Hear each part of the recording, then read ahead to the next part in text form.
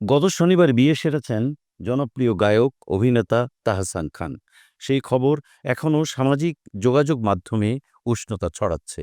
ভক্তদের জল্পনা থেমে নেই। আলোচিত এই জুটি এখন আলোচনার শীর্ষে। এর মধ্যে নতুন করে আলোচনায় তাহসানের স্ত্রী রোজা আহমেদের গত বছরের ফেসবুক পোস্ট, যে পোস্টে উঠে এসেছে রোজার সংগ্রামের গল্প। কি লিখেছেন তাহসানের স্ত্রী? গত বছর ৪ঠা জুন নিউ ইয়র্ক শহর ছিল রোজার স্বপ্ন পূরণের দিন। সেদিন তিনি Roja's bridal makeover and beauty care নামে একটি প্রতিষ্ঠানের কাজ শেষ করেন। একটি সেলফি প্রকাশ করে সবার কাছে দোয়া এবং নিজের পথ চলার বন্ধুর পথের কথা তুলে ধরেন। আলোচিত সেই ফেসবুক পোস্টে রোজা লিখেছেন, সেলফিটা একটু আগেই তুলেছি। সাধারণত আমার অনেক ছবি তোলা হয়, কিন্তু আজ এই সেলফিটা তোলার সময় চোখ থেকে পানি গড়িয়ে পড়ছিল। অনেক সময় ধরে কাঁদলাম, কিন্তু কি মনে করে কাঁদছি বা কেন কাঁদছি তা বুঝে উঠতে পারছিলাম না। আমি মা বাবার প্রথম সন্তান, তাই সবচেয়ে আদরের ছিলাম সবার। আর বাবা আমাকে সব সময় বলতো, আমার ছোট্ট পরীটা কই রে? সে সময় বরিশাল শহরে আমাদের পরিবারের বেশ প্রভাব ছিল। ছোটবেলায় কখনো কমতি পাইনি। এর বাসায় দাওয়াত, তার বাসায় দাওয়াত, আর যেতেই হবে, কারণ আমাদের ছাড়া দাওয়াত অসম্পূর্ণ হবে। এমনও দিন গেছে, দিনে 4টা দাওয়াতেও অংশ নিয়েছি, শুধু দেখা করে আসার জন্য। রোজা শৈশবে বাবাকে হারান। তারপর তাকে সমাজের নানা বাস্তবতার মধ্য দিয়ে যেতে হয়। সমাজের নানা ঘটনা তাকে আহত করে। হঠাৎ বাবা আমাদের ছেড়ে চলে গেলেন। অভিযোগ তো অনেক জমা আছে বাবার সেই ছোট্ট পরীর, কিন্তু অভিযোগ কার কাছে করব? বাবা শুধু আমাদের ছেড়ে চলে যায়নি, সঙ্গে যেসব মানুষ আমাদের এত সম্মান করতেন তাদের ভালোবাসাও চলে গেল। আর সেদিনই প্রথম বুঝতে পেরেছিলাম যে ভালোবাসা আমরা পেয়েছি তা সবই বাবাকে ঘিরে, আর সঙ্গে অনেক অনেক স্বার্থ। রোজা আরও কষ্টের কথা বলতে গিয়ে লিখেছেন, বাবা চলে যাওয়ার ঠিক 2 মাসের মাথায় আমার এক রিলেটিভের বিয়ে। আমরা অনেক ঘনিষ্ঠ ছিলাম একে অপরের, কিন্তু বিয়েতে দাওয়াত পেলাম না।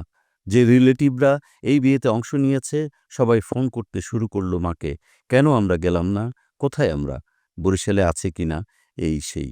সেদিন সারা রাত বসে দেখেছি মায়ের সেই সরল মনের কান্না। আপনারা লেখাটা পড়ে ভাবতে পারেন দাওয়াত পাইনি বলে কাঁদছি, কিন্তু দাওয়াতের জন্য নয়। একই দালানে সবাই আনন্দ করছে, আমি, মা আর ছোট ভাই উৎস তখন বাসার এক কোণে। খুব চিৎকার দিয়ে বলতে ইচ্ছে হচ্ছিল, বাবা তুমি একটু দেখে যাও, যাদের জন্য এত করেছ তারা আমাদের সব ফিরিয়ে দিচ্ছে। বাবা মারা যাওয়ার পর একসময় অর্থকষ্টের দিন কাটতে থাকে রোজাদের। রোজার ভাষ্যে তারা 2 ভাই বোন তখন ছোট। সে সময় বাবার সম্পত্তিও বুঝে নেয়ার সাহস হয়নি। তার মাও কোনোদিন অধিকারের প্রশ্নে সাহস করে সম্পত্তি চাইতে পারেননি। রোজা লিখেছেন, আমাদের পড়াশোনার খরচ তখন একদম হিসাব করে টায় টায় মায়ের হাতে দেয়া হতো। তাই কিছু খেতে ইচ্ছে করলে বলতাম না, চাইতাম উৎস যেটা চায় সেটা যেন আপাতত পায়। আমার দিক থেকে একটু কম হলেও সমস্যা নেই। সে সময় একের পর এক রোজার বিয়ের প্রস্তাব আসে। তখন সাহস করে রোজা প্রস্তাবগুলো নাকচ করে দেন।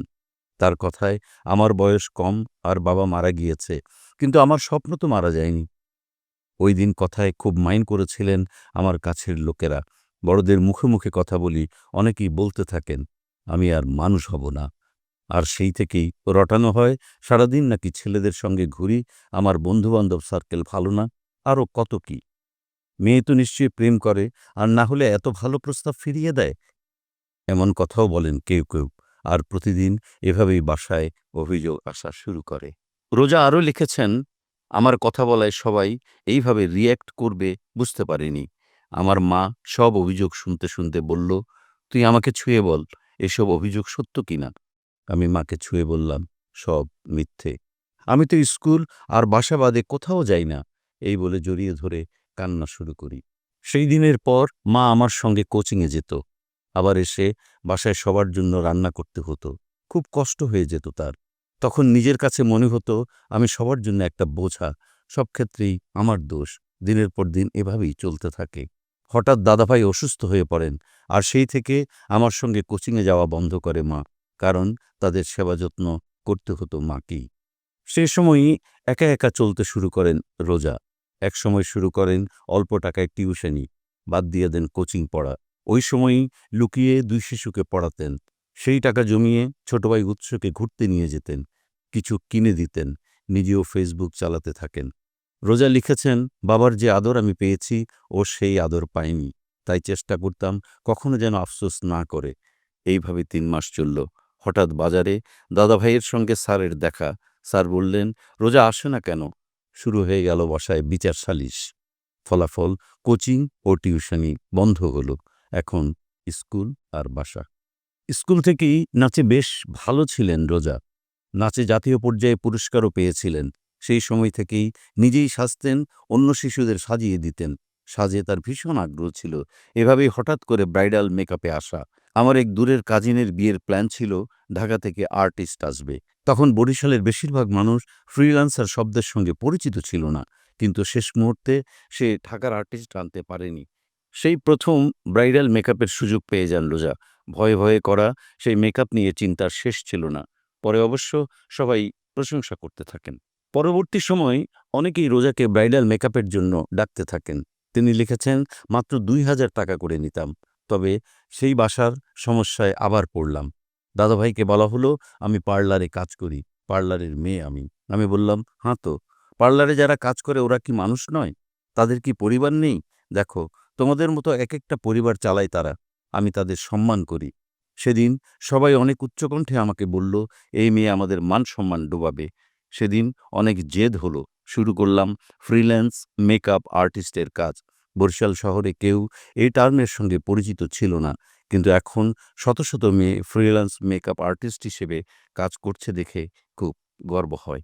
দুপুরে বিয়ে থাকায় বেশিরভাগ সময় স্কুল থেকে চলে যেতেন মেকআপ করাতে। প্রয়োজনীয় সবকিছু ব্যাগেই থাকত।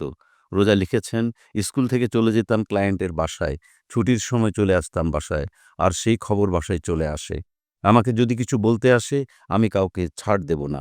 তাই এবার আর আমাকে না বলে আমার মাকে অনেক মন্দ বলে। মায়ের সেই সরল কান্না যতবার দেখেছি, নিজের জেদকে আরও শক্তিশালী করেছি।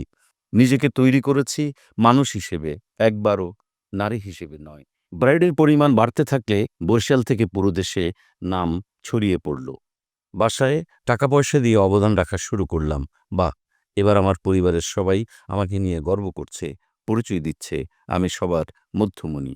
কিন্তু ওই দিন বাবার কথা খুব মনে পড়ছিল যে, বাবা, তোমার মৃত্যুর পর যতটা কষ্ট পেয়েছি, তোমাকে হারিয়ে তার চেয়ে বেশি কষ্ট পেয়েছি এই পৃথিবীতে বেঁচে থাকার জন্য লড়াই করে। পরবর্তীকালে রোজা ব্রাইডাল মেকআপের ভিডিও নিয়ে ব্লগিং শুরু করেন। সেগুলো ছড়িয়ে পড়তে থাকে সামাজিক যোগাযোগ মাধ্যমে। ঢাকা থেকেও ডাক পড়ে। তিনি ঢাকায় এসেও মেকআপের কাজ করতে থাকেন। রোজা লিখেছেন, এই যাতায়াত করতে গিয়ে রাস্তাঘাটে কত মানুষের কত কথা শুনেছি। তবে আমাকে কেউ নারী বলে হয়রানি করার সাহস পাইনি। কারণ আমার চোখ তাদের বলে দিত যে আমি জীবনে কাউকে ছাড় দেই না, দেব না। তা বাসায় হোক আর বাইরের হোক। ঢাকায় কাজ বাড়তে থাকে। রোজা তখন বিবিএতে পড়াশোনা করতেন। পড়াশোনা ও কাজের একসঙ্গে মানিয়ে নেওয়া কঠিন হয়ে যায়। পরে রাজধানীর বসুন্ধরা আবাসিক এলাকায় একটা ছোট বাসা নিয়ে স্টুডিও তৈরি করেন। সেই বাসাও একসময় ছেড়ে দিতে হয়। পরে বড় পরিসরে বাসা নেন। এভাবেই রোজাস ব্রাইডালকে ক্লায়েন্টদের দোরগোড়ায় নিয়ে যাই। ঢাকা বরিশাল সবসময় ক্লায়েন্ট। পরে ফ্লাইটে যাতায়াত শুরু করি। এমন হয়েছে, সকালে বরিশালে কাজ করে দুপুরে ঢাকায় ক্লায়েন্ট করেছি। আর এসব সম্ভব হয়েছে, মনের মধ্যে একটা জেদ ছিল। কারণ এই সেক্টরের মেয়েরা অনেক অবহেলিত। আমাকে যে কথা শুনতে হয়েছে, আমি আর একটি মেয়েকেও সেই কথা শুনতে দিতে চাই না, লিখেছেন রোজা। পরে রোজা তরুণীদের আগ্রহী করতে ব্রাইডাল মেকআপ নিয়ে প্রশিক্ষণ দিতে শুরু করেন। ১ বছরে ৫,০০০-এরও বেশি মেয়েকে মেকআপ শেখান। এরপর দেশের কেরিয়ার ছেড়ে যুক্তরাষ্ট্রে যাওয়ার পালা। বড় মামার সাহায্যে যুক্তরাষ্ট্রে যান। উৎস আর মায়ের জন্য দেশ ছাড়তে হবে। নিজের সাজানো সংসার বলা যায়। তা ছেড়ে যেতে যেমন লাগে, দেশ ছেড়ে আমার যেতে ঠিক তেমন লেগেছে। একটু একটু করে এদেশে নিজের অবস্থান তৈরি করেছি, আর সেই সব ছেড়ে যাব? মজার কথা হলো, যেদিন আমার ফ্লাইট ওই দিনও আমি কাজ করি। দেশে আমার সার্কেলটা খুব ভালো।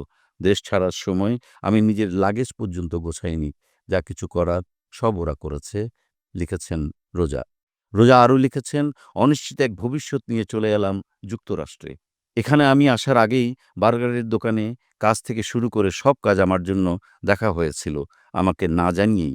আমি তো করবই না, ওই যে আমি খুব জেদি। শুরু করলাম নিউ ইয়র্কে প্রচারণা। মাত্র ১৫ দিনের মাথায় ক্লায়েন্ট পেলাম। আস্তে আস্তে ভারতীয়, পাকিস্তানের প্রবাসীরাও আমার কাছে সাজা শুরু করল। ক্লাস শুরু করলাম। নিজেকে আবার এই দেশেও প্রতিষ্ঠিত নারী উদ্যোক্তা হিসেবে দাঁড় করালাম। কসমোটোলজির মাধ্যমে ত্বক, চুল ও মেকআপ সংক্রান্ত পড়াশোনা করলাম কলেজে। আর সেখান থেকেই আজকের স্টুডিও।